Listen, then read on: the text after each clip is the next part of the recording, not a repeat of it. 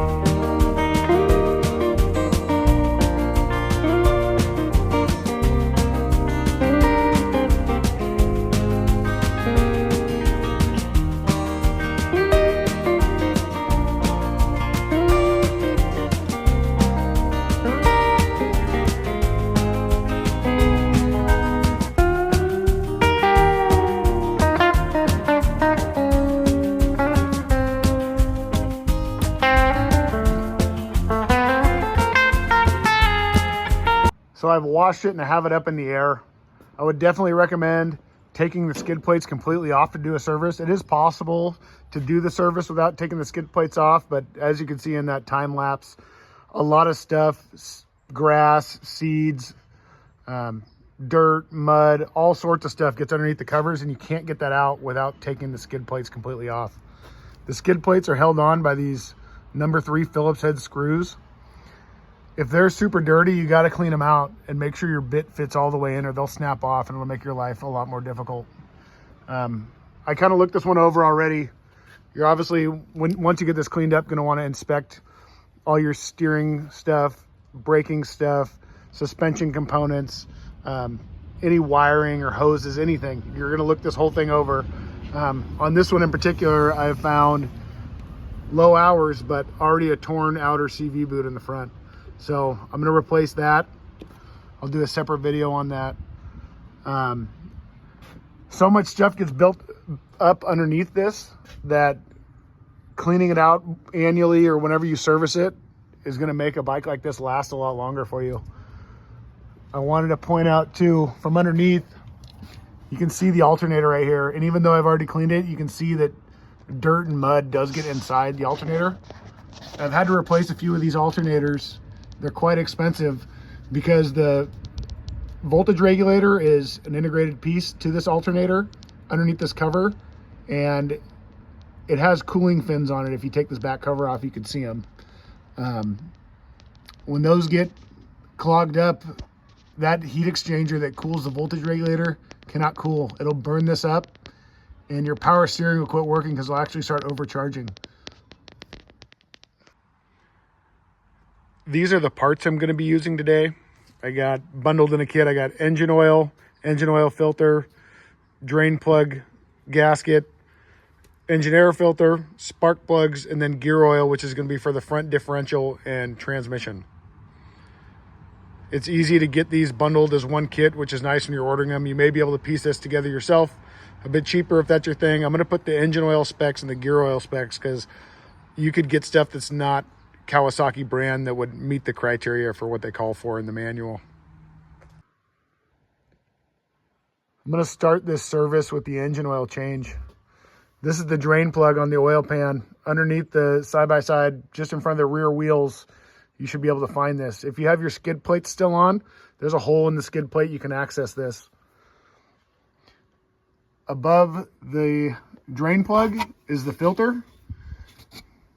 The manual says to get to it from the top. Something about pulling the seat trim up. I always get to them from the bottom. You have to have the skid plates off to do that. Unfortunately, when they designed this, when you back off the filter, whatever drains out of the filter housing is going to end up behind this bracket, in between the block and the bracket. So to help me keep this cleaner, underneath the filter, I stuff a few rags, so those rags catch hopefully as much as possible of the engine oil that comes out of the filter. It will save you some time cleaning up later. Okay, I'm going to start with the engine oil. So I'm going to take the drain plug out of the oil pan here. You'll find this underneath, right in front of the rear wheels. There is an access hole if you don't want to take the skid plates off to do this.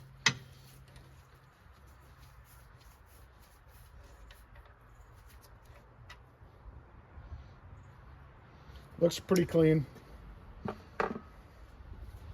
This engine's got a magnet on the drain plug, so keep an eye on it. A little material is normal. Wipe this off each time when you service it.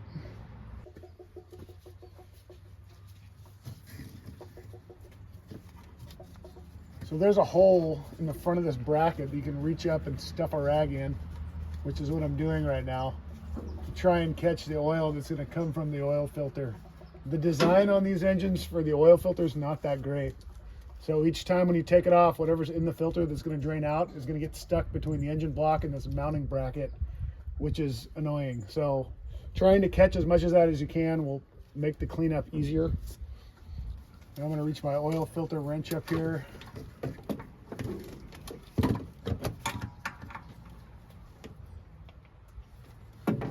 And it always seems like the first oil filter the factory puts on is super tight. So you're going to need a tool to do this. I just have a small strap wrench I'm using here, and it's just starting to move. There we go.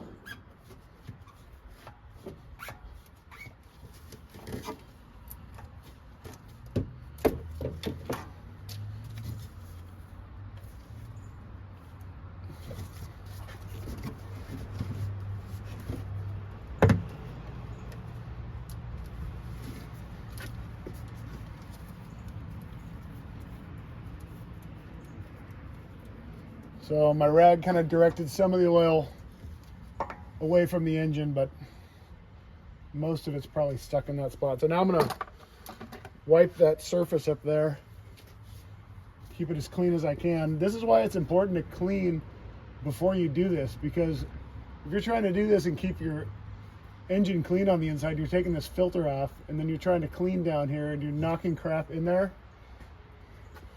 It's not ideal, obviously.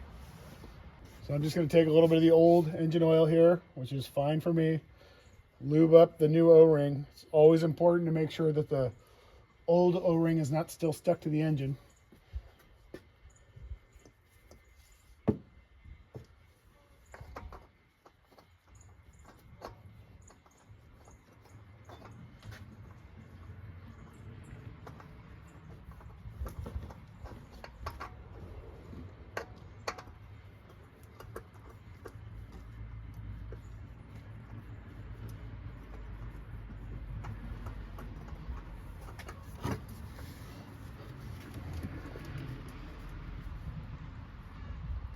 I'm going to put the torque for this oil filter in here. Probably pretty hard to torque. I always just do as tight as I can with my hands, basically. I haven't had a problem. Now I'm going to pull this rag out and you'll see how much oil was on it probably. So I was able to catch some of the oil. So our engine oil is down to a drip. I got my new gasket on the drain plug. I'm going to go ahead and put that back in.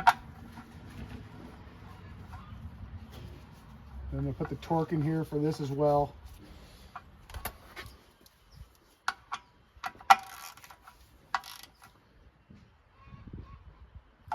So to try and clean some of this oil out, I'm just going to spray a bunch of brake clean around the filter area, and hopefully that's going to help wash as much of this oil out as I can. It's quite difficult once it gets behind there to get it out. You can also stuff a rag up in there and try to soak it up. And then around the drain plug, so we don't have any doubt that it's clean when we're done.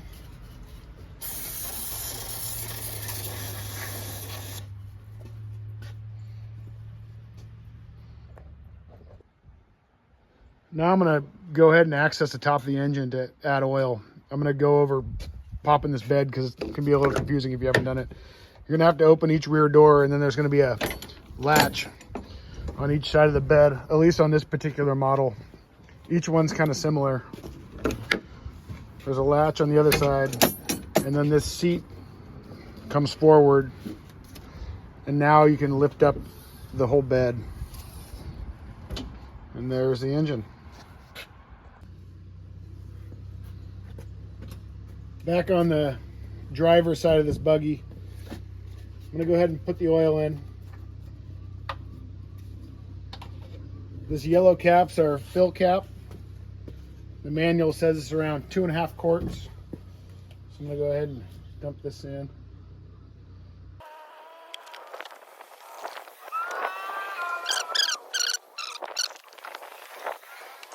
To the passenger side, underneath this panel here is where you're going to check your oil. So to get that panel off, there's a clip in the bottom that you kind of push up and then out, and a clip on the side that you're going to release, and then this panel should come off.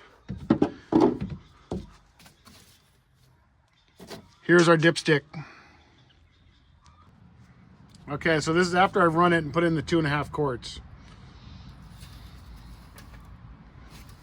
It's been sitting for a few minutes, and you can see it's at the low mark.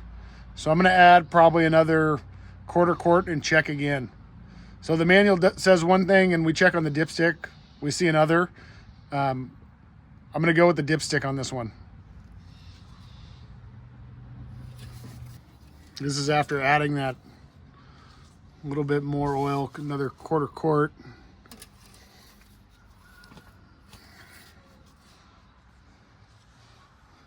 And it's right in the middle now. So you could even put the full 3 quarts in, at least in my case right now, and it would be right at the high mark. So I'm gonna go ahead and do that.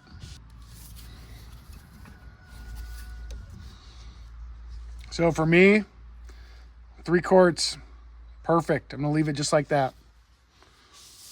Obviously, check your own bike. This could be the case for everyone, I'm sure it is. But at the end of the day, trust the dipstick, not what the manual says.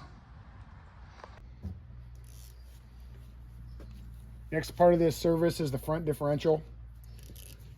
This drain plug uses an 8mm Allen. Anytime you're using one of these drain plugs, you should make sure that there's no dirt in here. If this is tight and you only half engage your bit, it's a pretty easy way to strip one of these out. So you want to make sure your bit's all the way in there. Quite tight.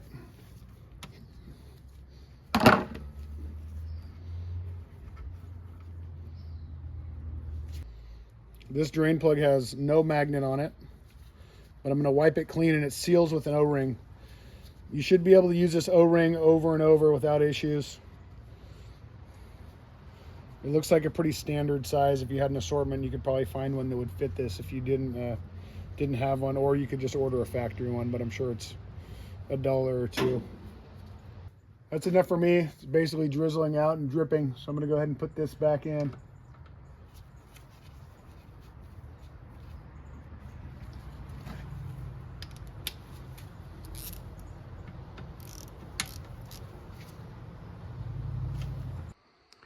In order to get to the fill plug for the front differential, the easiest thing I've found is to remove the front bumper.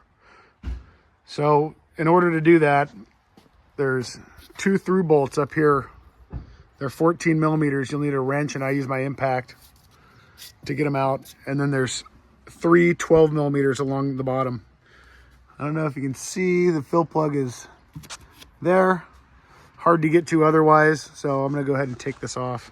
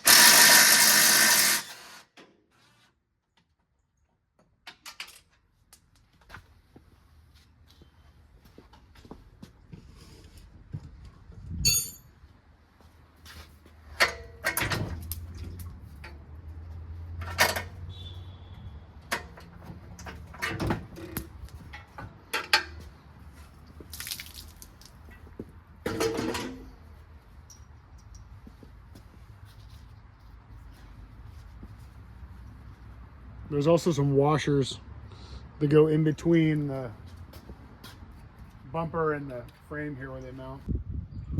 Here's our fill plug now that bumper's off. 8mm also, Allen.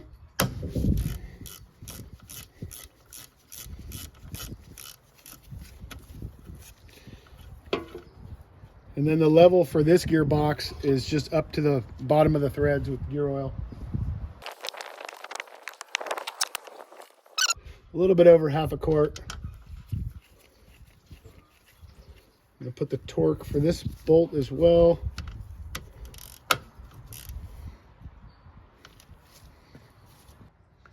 Now I'm gonna drain the gear oil out of the transmission. This is a 17mm regular socket, 6-point.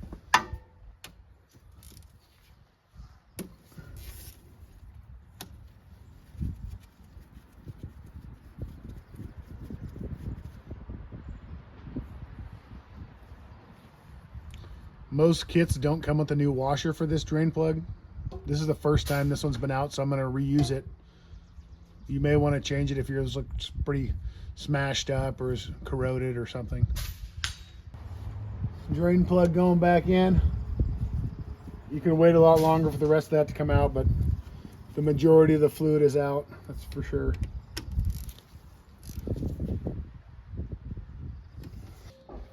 This is looking at the rear of the machine. This is the transmission fill plug. In order to open it, you need a 14mm Allen socket. This is a tool most people probably don't have, but you're going to need to get one if you're going to be working on these.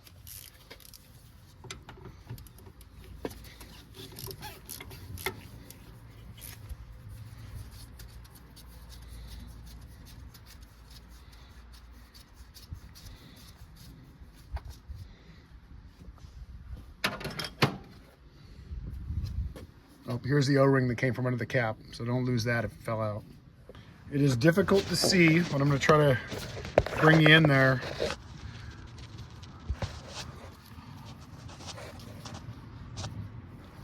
The fill line, I gotta get a light.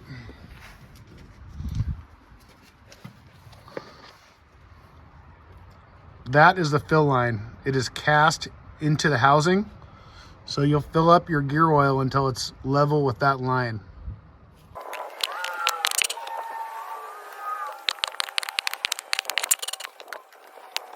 Trick, I'll cut the tips off these, and then in order to hold this upside down, I'll just put my finger over it and get it lined up with the hole here and just drop it in.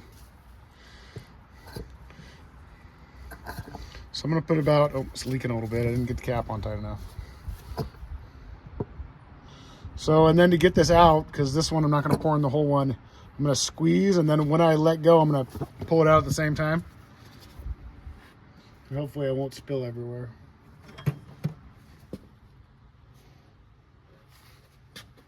I'm going to show you now what it looks like when it's at that line. I'm just a hair below it, but I'm okay with it. That is what it's going to look like. So you probably want to get right about, well, right at that mark that's cast in there. I'll wipe where I spilled here real quick. Wipe off the O-ring surface. I'm going to put my fill plug back in.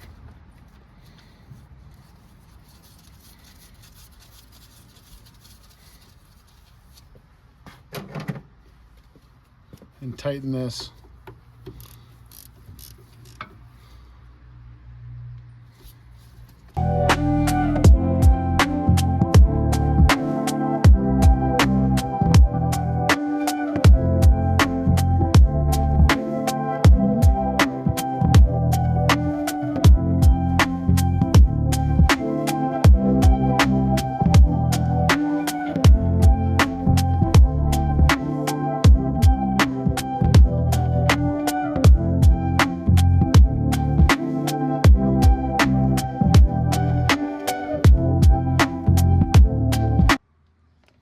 Next part of my service, since I'm right here, is I'm going to change the air filter.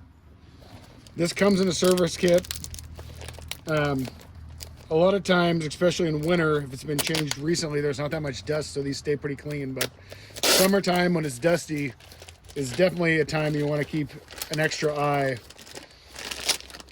on your air filtering system. So you can see this one's a 2022 machine, and the air filter design has changed a little bit, but it's a Donaldson filter. Donaldson makes a ton of filters. I'm sure you could find this with their part number at like a Napa or some auto parts store, or even a place like Granger if you wanted to get it a bit cheaper than a Kawasaki one. So to access this air box, I'm going to pop the 4 clips out. There's one at each corner. Pull this off. This one's freaking caked with dirt, so it's a good thing we're doing it. Absolutely filthy. You can blow out filters to clean them. I really don't advise doing it.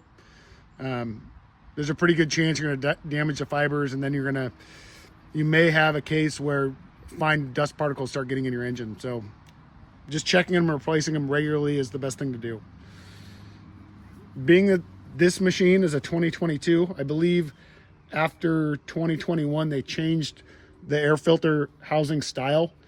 The 2015 to 2021 models, they have an adapter piece that has a foam seal, and then this nub that the filter sticks on, and that foam seal can fail and you'll get dirt getting in there. I have another video of replacing it with a uni style foam oiled air filter that works well. I'm not sure if you could just buy a newer air box and put it on your older machine, but they look pretty close, so you may be able to do that as well. It is a different filter. So I'm just going to go ahead and stick this new one on. Put our box cover back on. Push the clips out of the way, get it set in there, and then just clip it at the 4 corners.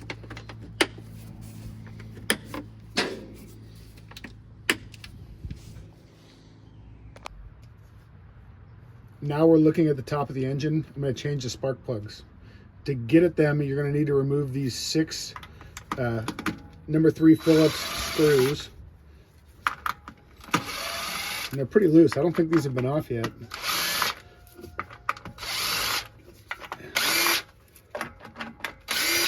That's kind of weird.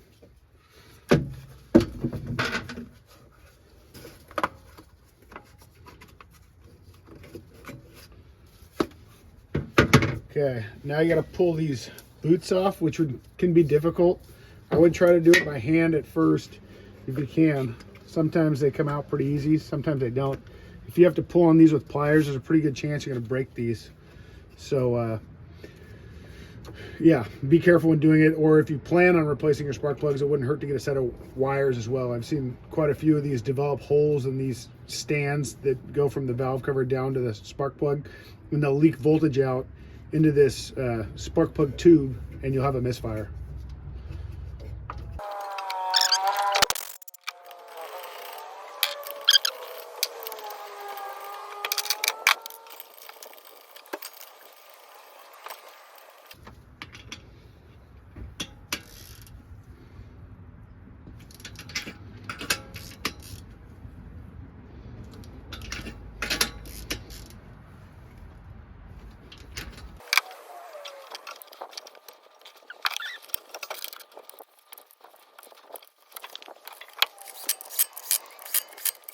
Something that probably gets easily overlooked when you're servicing and you're focusing on gear oils and getting all the rest of the work done is to check the coolant and brake fluid. I'm gonna go ahead and show you. All you gotta do is pop your hood open. There's your radiator cap. Obviously, make sure this is cool before you take it off so it's not pressurized and blow hot coolant all over you. So this one's full, and then you can see it's actually closer to the low end of the overflow tank or the reservoir, but it's still in the acceptable range.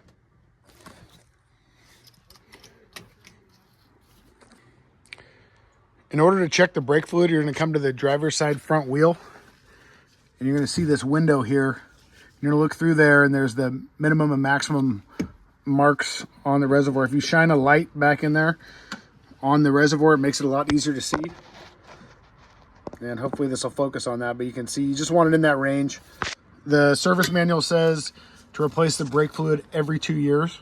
There are a number of testing methods. They have meters you can use, and they have test strips, but While we're servicing this machine and have it up in the air, we're going to inspect the brakes. So 17 millimeter. There's a washer behind each lug nut.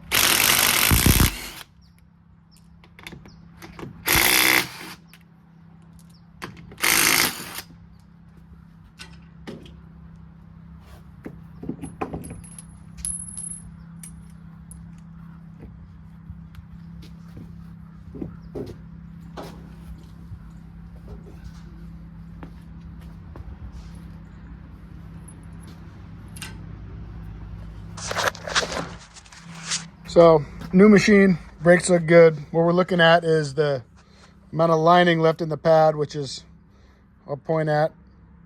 There's a thickness for this. I'm going to enter it here, that if it's at that minimum, you'd want to replace these. Looks good though. Also good to check your hoses for any leaks or cracks or damage. Last thing I'm going to do for this service is set myself a maintenance reminder. So, current hours on this machine are 74.1. The next service should be in 100 hours. So I'm going to write on here 175.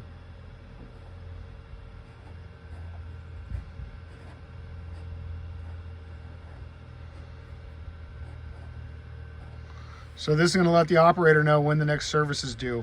Kawasaki's don't have any maintenance reminders. Some of the other machines do.